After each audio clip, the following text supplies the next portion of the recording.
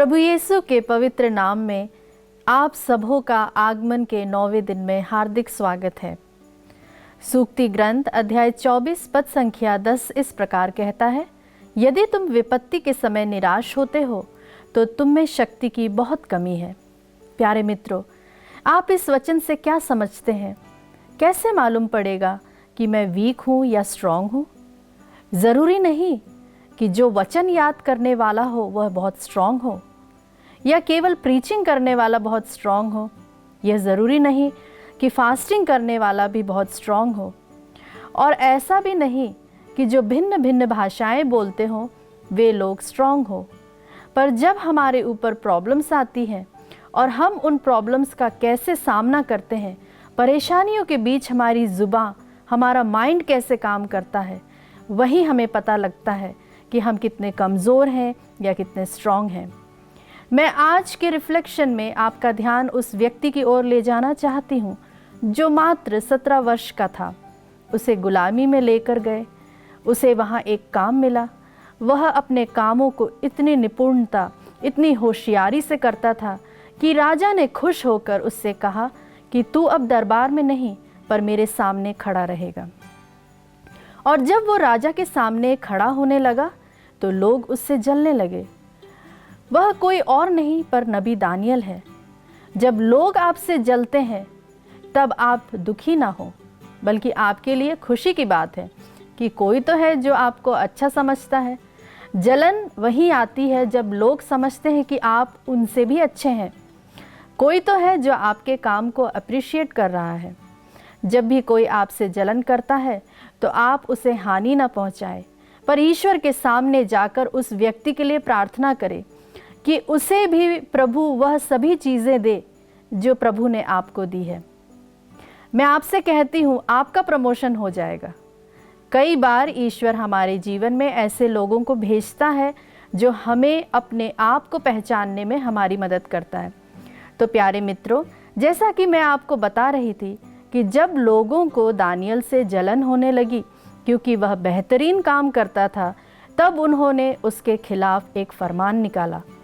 उन्होंने उसकी एक ही चीज़ को पकड़ी और वो ये थी कि वह अपने ईश्वर को छोड़ और किसी की आराधना नहीं करता।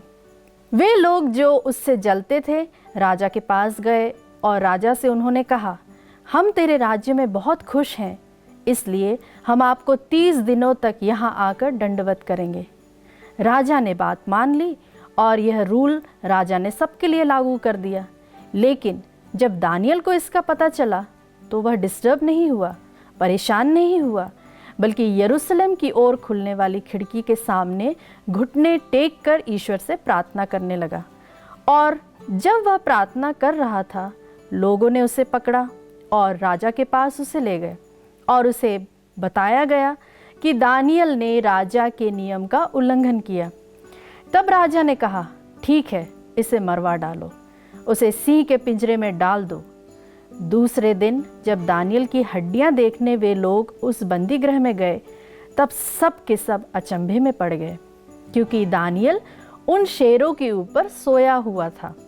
तब दानियल ने कहा, हे राजा, तू चिरंजीव रहे, तू महान रहे, तेरा राज्य युगान युग तक बना रहे।